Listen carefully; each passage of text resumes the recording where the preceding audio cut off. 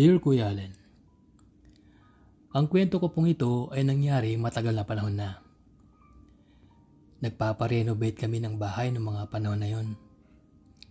Ang aming bahay ay maliit lamang. Meron itong 3 kwarto. Ang master's bedroom, ang kwarto naming magkapatid, at ang maid's room. Siyempre, meron ding kusina, sala, at banyo.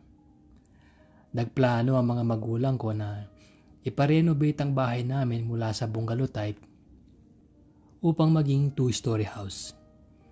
Kinausap nila ang arkitekto at sinabi na mukhang kailangan namin daw lumipat ng ibang tirahan pansamantala para makagalaw sila ng maayos.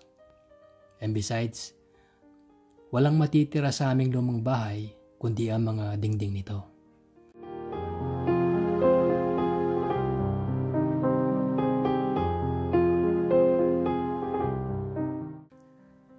Nagplano na kaming lumipat sa aming apartment na malapit dito sa bahay namin dahil nga sa sinabi ng arkitekto. Nabalitaan ito ng aking tita na nakatira sa parehong municipality namin. Sabi niya na bakit daw hindi na lang sa kanila kami tumira. Total, madami rin silang kwarto sa bahay na bakante. At malaki-laki yon para matirhan naming pamilya. Pansamantala lang naman daw. At siyempre para makameno sa gastos na rin sa pamilya namin. Malaki-laki rin ang gastos ng pagpaparenovate. Malaki-laki din ang bahay ng tita ko. Meron silang master's bedroom para sa mag-asawang tita at tito ko at ang servants quarters sa may dulo ng bahay sa ibaba. Sa itaas naman ay 1 kwarto para sa pinsan kong si Kuya Arthur. At sa kakapanak pa lamang niyang asawang si Ate Alice. At sa anak nilang si Samantha. 1 kwarto para sa pinsan kong si Ate Karen. At ang asawa nitong si Kuya Jeffrey. At ang 2 nilang maliliit na anak. 1 kwarto para sa anak ni na Ate Karen na sina Jason at James na 7 at 8 gulang noon. 1 kwarto para sa isang pinsan kong si Kuya Greg na wala pang asawa. At 1 bakanteng kwarto na inaanok nila na tirhan namin pansamantala. Nakakatabi ng kwarto ni Kuya Greg. Malaki din ang kwarto. Mas malaki ng konti sa master's bedroom ng mga magulang ko. At medyo komportable naman doon dahil may sarili namang banyo.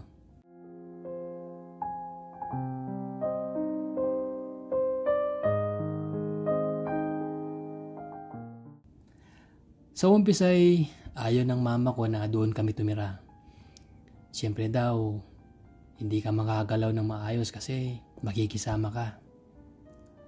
Pero naisip ni mama na makakamura nga naman kami kesa magrenta ng 20,000 a month at pandagdag na rin yun sa pagpapagawa ng bahay. Sa madaling salita, napapayag din si mama na doon muna kami pansamantalang manirahan.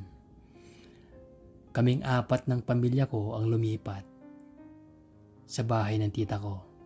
Ako, ang kapatid ko, ang mama at papa ko. Siyempre naninibago pa kami. Lagi nila kaming kasabay kumain at talagang bisita ang turing sa amin. Nahihiya naman kami dito at medyo kulkulado ang mga galaw kasi nga ibang bahay yung tinitiran namin ngayon. Kailangan talagang makisama kami. Mabait naman ang turing ng pamilya nila sa amin at ipinagpapasalamat namin yon. Naging close din kami sa aming mga pamangkin na anak ng Ate Karen.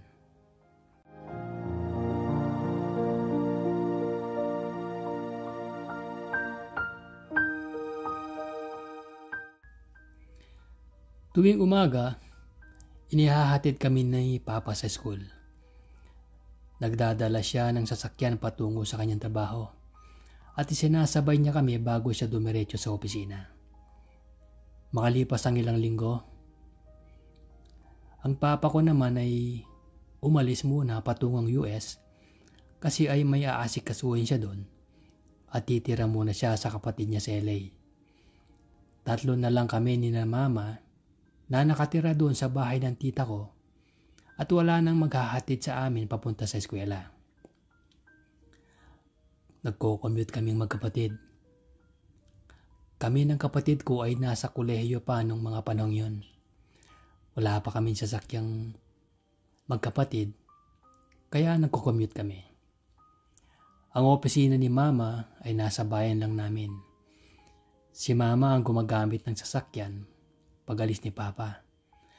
At inihahatid lang niya kami sa labasan ng subdivision upang makasakay ng bus. Isang sakay lang naman ng bus patungo sa eskwelahan namin.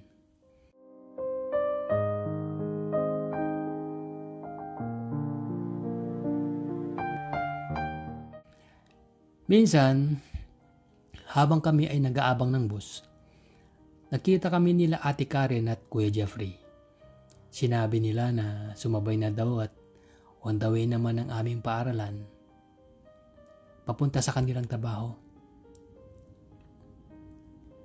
Mahirap sumakay ng mga oras na yon at syempre, di na kami tumanggi. Ang gwapo ng forma ni Kuya Jeffrey noon. Naka-white siyang long sleeves at naka-gold siyang necktie na bagay sa kanyang mistisong itsura. May lahi kasing Amerikano ito. 6 feet ang taas niya at maganda ang pangangatawan na halatang nag-gym. Maganda siya sa pagdadala ng damit. At nung nasa koleho pa siya, ay dati modelo ito. Talagang tuwang-tuwa ako noon na makikisabay kami sa kanila kasi masisilayan ko ang gwapong-gwapong asawa ng pinsan ko. Hindi kasi kami masyadong nagpapang-abot sa bahay ng tita ko kasi pag umaalis kami ay tulog pa sila at pag dumadating sila ay tulog na kami. Hindi ko alam kung bakit maaga silang pumasok ng araw na yon.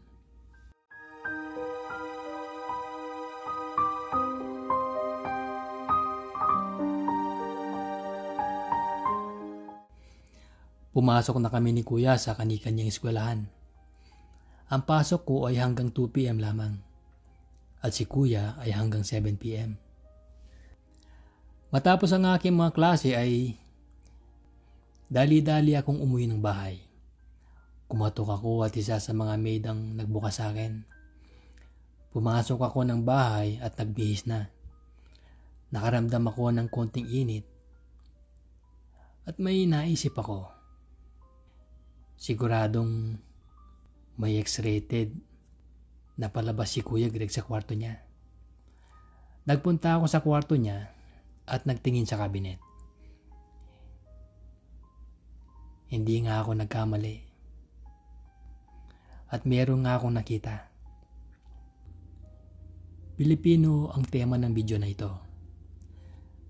Nanginginig ang mga kalamnan ko kasi ngayon lang ako makakapanood nito. Na ako lang mag-isa. Tamang-tama, walang tao sa bahay nila tita.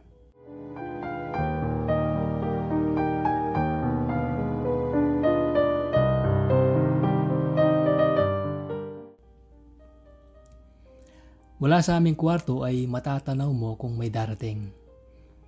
Kaya't di ako natakot na mahuli kasi siguradong maibabalik ko yung tape na yon bago pa man may makapasok sa loob ng bahay. At kinuha ko nga yung tape. Isinalang ko sa player ang tape at nanood ako.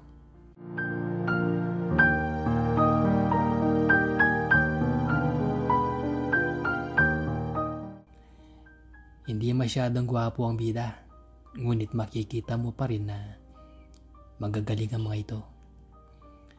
Maya-maya ay may biglang kumatok. Natakot ako dahil akala ko ay ako lang ang mag-isa sa bahay. Sa aking pagkataranta, binuksan ko kaagad ang pintuan ng aming kwarto at hindi ko naisara ang pinapanood ko. Ang kumakatok pala ay walang iba ay kundi si Kuya Jeffrey.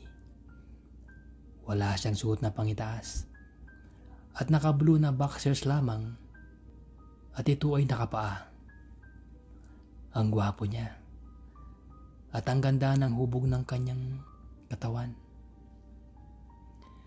Lalo akong nanginig at nanlamig ang aking pakiramdam.